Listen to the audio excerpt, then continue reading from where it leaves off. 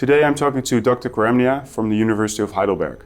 So, Dr. Khoramnia, how important is the IOL material when you select a new monofocal IOL?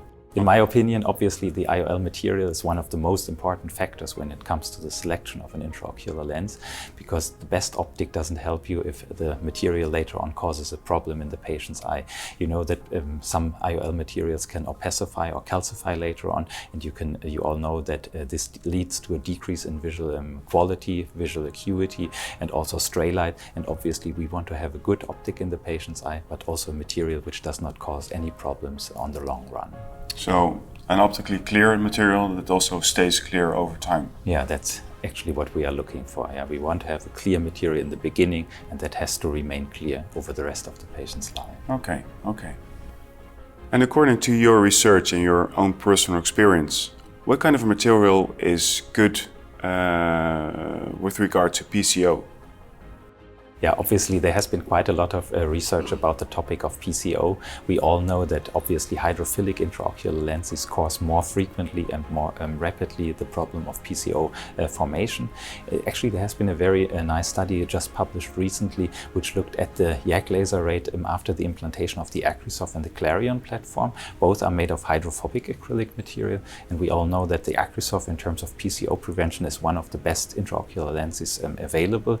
And in that study they found out the new material actually is even performing better in terms of PCO prevention. When selecting a monofocal IOL, how do you feel about either using a preloaded IOL or a manually loaded IOL? Yeah, in my hospital we are really using quite a lot of preloaded intraocular systems. We have changed over the last years to the adoption of preloaded intraocular delivery systems, mainly because the staff that we are working with is quite young, and they are not only working in the ophthalmology department but also in other departments. We are also doing quite a lot of studies about different intraocular lens injectors, and obviously it gets quite difficult for the surgeons then to know how to load each lens, and it definitely helps in terms of safety and consistency to have a preloaded lens device. So I myself try to use only preloaded lens devices. I only use a load manually device if I don't have another option. Yes. And you did a study of all IOL delivery systems for Alcon. What were your findings? Yeah, what we actually did in that study, we looked at the injector tips after use during cataract surgery. In that study, we looked at the Monarch 3, the Acrisert, the Ultracert, as well as the Clarion autonomy injector. And what we actually found in that study is that the company has continuously increased the quality of the injector tip. We see much less damage in the current generation than in the older generation injector tips. In fact, the Clarion autonomy is one of the best injectors that we have ever evaluated in the laboratory in terms of injector tip damage. This injector in more than 50% of the cases does not have any damage at all, and the other ones only show slight scratches, while older generations of intraocular lens injectors can really have cracks, bursts, and things like that. And what do you think is a possible effect of a cracking cartridge? Yeah, there are even reports in the literature where there are plastic pieces in the anterior chamber. I myself I'm quite sure that I have not seen that myself, but there are reports about that, and obviously that is something that we do not want to see in our patients. Yes, and that's why the integrity is so important. Exactly. Yeah. Okay. Also, I think in terms of wound stability, if there's a crack, when you take out the injector, you can do additional harm to the wound, and I think it's better if the integrity of the injector tip remains the same. Okay. What kind of IOLs are you personally using in the clinic, and why?